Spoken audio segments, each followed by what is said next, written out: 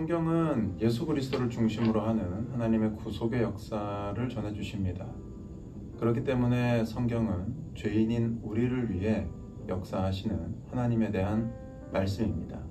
그 시작인 창세기는 하나님의 위대하신 인류의 죄악, 구속의 시작을 알리십니다.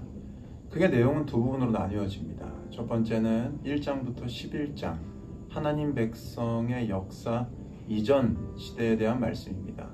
창조와 인류의 기원, 타락, 그리고 무섭게 퍼지는 악에 대한 말씀입니다.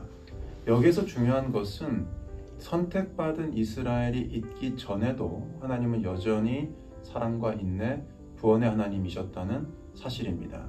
하나님의 구원은 선택받은 이스라엘만을 위한 것이 아니라 모든 인류를 위한 것임을 창세기의 전반부는 우리에게 알려주십니다.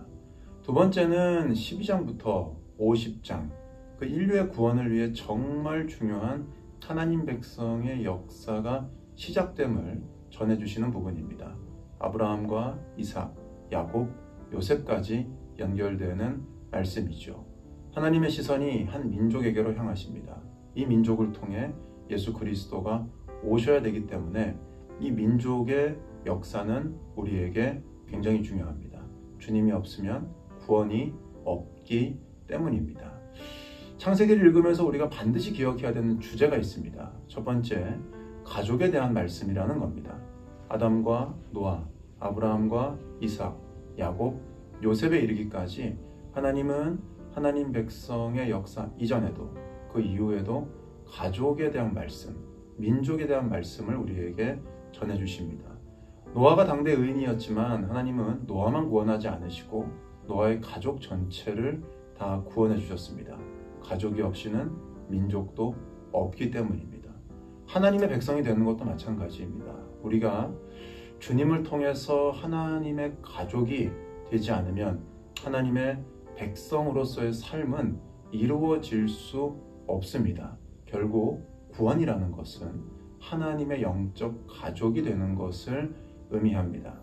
두 번째는 우리의 구원을 위해 어둠의 세력과의 전쟁은 필연적이라는 것을 창세기는 전해주십니다.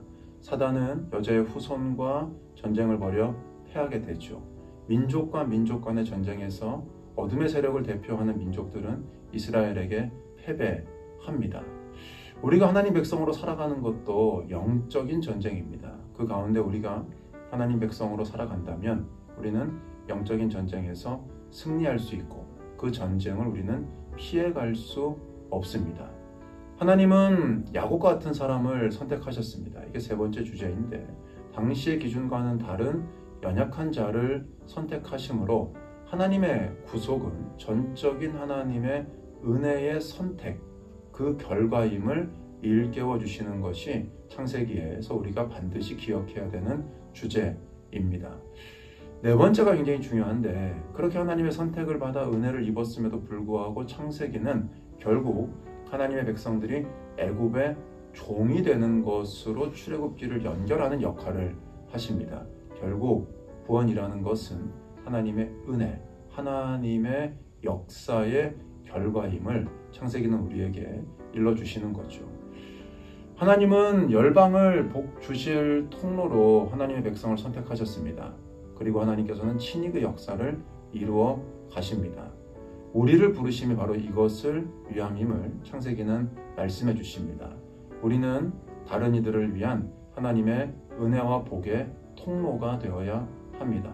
그것을 위해 우리를 불러주시고 하나님 백성 삼아주신 그 은혜에 감사하고 열방을 복되게 하기 위한 통로로 하나님에게 쓰임받는 우리가 되어야 함을 창세기를 통해 깨달으실 수 있기를 바랍니다. 무엇보다 우리를 그렇게 빚어가시는 하나님의 은혜와 능력을 말씀을 통해 받으시는 우리 모두가 되시기를 바랍니다.